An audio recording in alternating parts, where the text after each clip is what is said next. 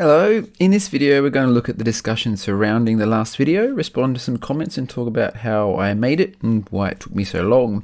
First up, using this game is cheating basically. Bar has a real sense of art and style in his game. Using only 2 colours and huge pixels, it still looks beautiful. I stole both the game's ideas and its visuals and used them for my own benefit, and it's something I'm very conscious of because it happens a lot when I watch others' videos.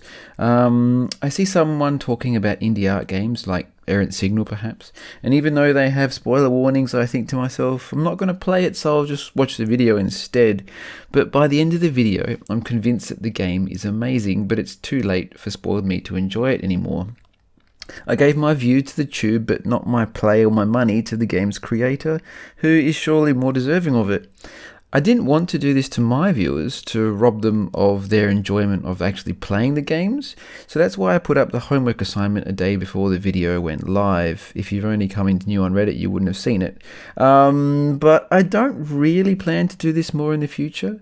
I feel it worked here because they're freeware games and they're like really short, but with most games it's not really going to work. Well, I might try it. On to Execution, which gained lots of praise over the years, but also lots of backlash from people who think its pedestal has been put too high. Niels Foe wrote in the comments, I think framing is very important in this. When I booted up Execution, I instantly knew its point. The only point why this game exists is to take the high ground and preach from the soapbox. When I played this, I felt mad. It's so ham-fisted and full of itself. I did respond to the comment. You can read it down there.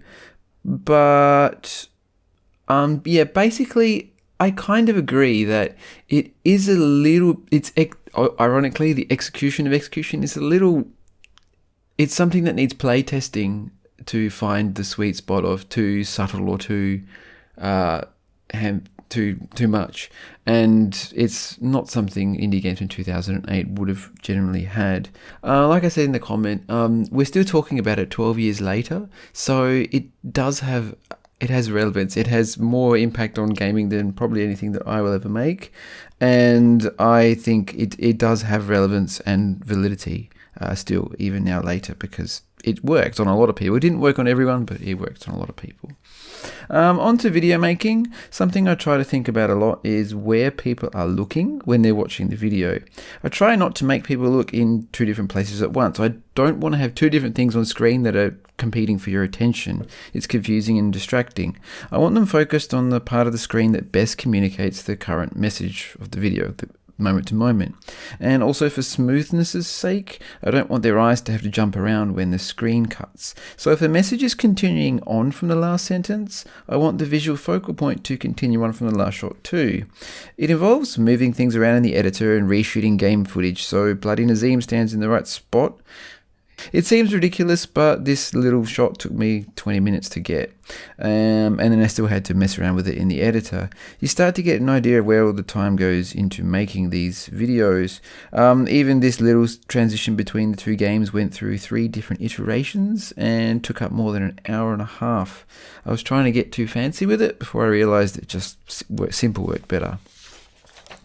Then we move on to Deus Ex Human Revolution.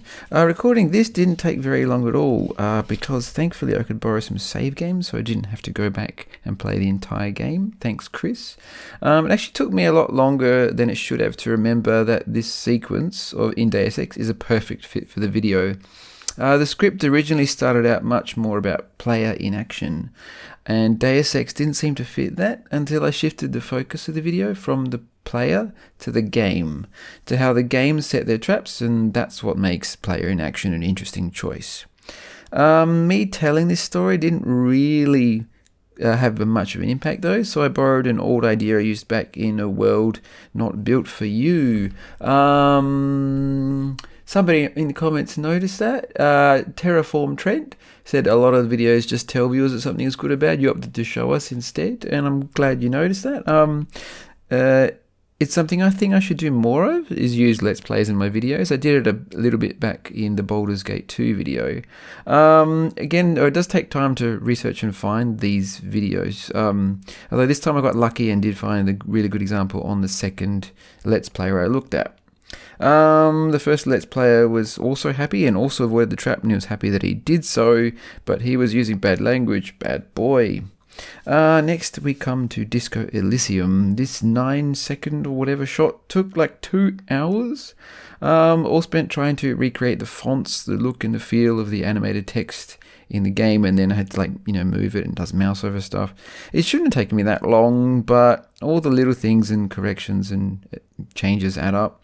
Success, as they say, is not a straight line. I had to mess around with it before I got it working. Now I could make it again in 20 minutes or something. Anyways, the comment I want to confront here about Disco Elysium is from Reddit. Blast Cage said, I sort of think the guy missed the point a bit in relation to Disco Elysium at least. You may want to choose it for role-playing reasons is reductive. You choose it because it's an interesting or entertaining thing to happen, because in this game, your reward for progress is more story no matter how you spin it. Isn't more story, even if it's bad for Harry, still progression for you as a player? Unless it ends up in a game over, you've just added more narrative, and the narrative is what the game is about. This comment's talking about failing forward, and how the player's character's success is not the goal. Creating an interesting story is. I think that I tried to say for a while what I could say to defend my position on Disco Elysium, and the answer was not actually that much. I still kind of disagree with Blast Cage, but I think they may be right. In tabletop RPGs, I'm playing across a table in a social situation. I'm very aware of who I am and who my character is, and there's a separation between us that works to build a story. But when I play on a computer screen RPGs, I don't think about myself. The world outside the screen doesn't exist. And if I'm the cop of Disco Elysium, don't I want to do things which benefit me? Like, if I'm really immersed, aren't I trying to succeed? I guess it comes down to who the player sees themselves as. Do you see yourself as a co-op storyteller writing this story along with the developers, or as the actual cop in the story? I mean, the objective truth is I'm not the cop in the story. I am a co-op storyteller. But I don't want the game to feel like that. I want to feel like I am the cop in the story until I turn the game off. And turn it off, I did. It's a captivating, amazing game, but it's not really a fun place to be. And I couldn't stomach it anymore after about 20 hours. And I'm sad to say it's actually the lack of rewards that made me stop. The truth is I presented like this as a reward in the video, but it's not that much of a reward. Yeah, the game doesn't recognize or like Blast Cage pointed out, the game doesn't recognize or reward you for being clever here. Unlike Deus Ex, it doesn't tell you, who's a clever boy, Wendell? Who's a clever boy? That's right, you are. You're a clever boy, Wendell. No, Disco just skips over rewards, and like a parent that withholds affection. I can tolerate that in shorter games, but after 20 hours, I just wanted to play something fun again. Time to hand in my Video Game Critic membership card, I guess, but I respect Disco Elysium more than I like it.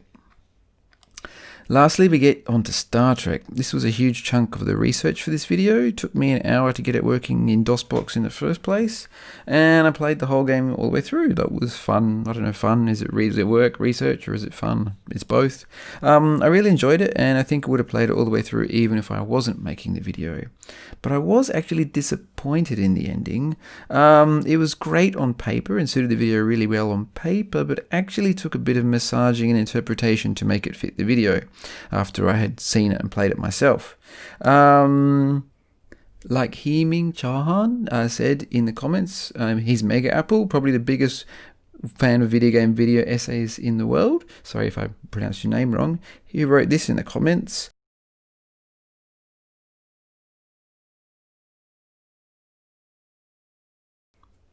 The game would have been a lot stronger if it did more to establish this. Instead, at the end of the game, Picard quotes the Prime Directive, which doesn't really apply here. The game does establish the themes I talk about in the video. and it would indeed be a catastrophe if it fell into unscrupulous hands. Unscrupulous or incompetent, even a well-meaning master could wreak havoc with its power. But it gets lost in a mishmash of other ideas as well. To be honest, if I wasn't already spoiled on the ending beforehand, I probably would have chosen option 2 to kill the Borg attack fleet. So that's why I said it's kind of ham-fisted, and would have done it differently myself in the video. I felt the conclusion to this video was a bit weak. It was just kind of going over ground we already covered, but it's okay, it's short, and anyone still watching here would probably watch it until the end. Piotr wrote that they wanted a longer video, and I kind of wrote back that I'm not into making longer videos, because even this one took me like 35-40 hours to make, if I'm being honest. This one that you're watching now is actually much longer than the actual video, which is 60 minutes. This one's probably longer now. Sorry, I would have written something shorter if I'd had the time. I like making short videos, and it takes me a lot of work to crunch them down into nice juicy cookies. Anyways, I'd really like to thank my patrons. It's something I don't do enough of. Thank you. They've helped me buy things like microphones and a PC upgrade, and pay for the artist on the Nethack video. Next, I'm probably going to get an SSD with my Patreon money, because I've only got two 120GB ones at the moment. There is a bunch of stuff exclusive to patrons if you'd like to check it out. So have a good one. Cheers.